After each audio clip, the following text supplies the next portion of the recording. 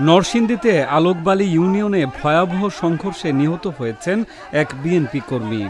আহত হয়েছেন অন্তত ২৫ জন। এ সময় সংবাদ সংগ্রহ করতে গিয়ে হামলার শিকার হয়েছেন যমুনা টিভির এক সাংবাদিক। আহত সাংবাদিকের নাম আইয়ুব খান সরকার। আমরা বলতেছে যে এখানে তো আপনি তো বিয়ে করছেন, উল্টাপাল্টা নিউজ করছেন। হ্যাঁ, আরেক ছেলে এসে বলতেছে তার বক্তব্য কেন পুরাটা দেখায় নাই। হ্যাঁ, মানে তাদের কথা আসে নাই। হ্যাঁ, এরকম একটা মব সৃষ্টি করছে হঠাৎ করে। ৩০-৪০ জন কিশোর ছেলে পেলে আইসা আমার উপর হামলা চালাইছে। তো এর মধ্যে আমাকে তারা কিলি ঘুষি সব এমনি হামলা চালাইছে, মারতেছে। তো হঠাৎ করে একটা ছেলে অথবা কেউ একজন পিছন থেকে আমাকে এই মাথায় আঘাত করছে। মাথায় আঘাতের ফলে আমার মাথা ফেটে গেছে, ব্লিডিং হইতেছে। ১৮ সেপ্টেম্বর বৃহস্পতিবার ভোরে দুই গ্রুপের সংঘর্ষে এই হতাহতের ঘটনা ঘটে।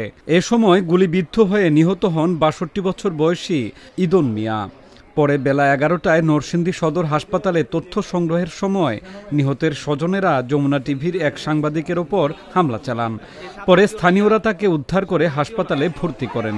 এ ঘটনায় সাংবাদিক সমাজে তীব্র অসন্তোষ দেখা দিয়েছে। যমুনা টিভির সাংবাদিক আইয়ুব খান সরকারকে নিহত পরিবারের লোকজন এবং এলাকাবাসী মিলে তার উপর হামলা করে, কাঠ বাস দিয়ে তার উপর হামলা করে এবং তাকে মারপিট করে। এক পর্যায়ে তার মাথা ফেটে যায়। এক পর্যায়ে গণমাধ্যম কর্মী সকলের উপর তারা হামলা শুরু করে যায়।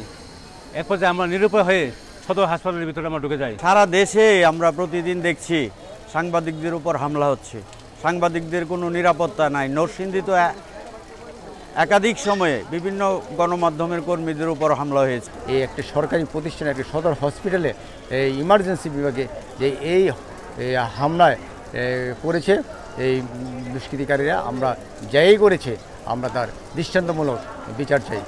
নিহত ইদন মিয়া আলোকবালী ইউনিয়নের মুরাদনগর গ্রামের বাসিন্দা ছিলেন। তিনি স্থানীয় বিএনপির রাজনীতির সঙ্গে যুক্ত ছিলেন। এ ঘটনায় মোট আহত হয়েছেন ২৫ জন, তার মধ্যে ৩ জন গুলিবিদ্ধ হয়েছেন।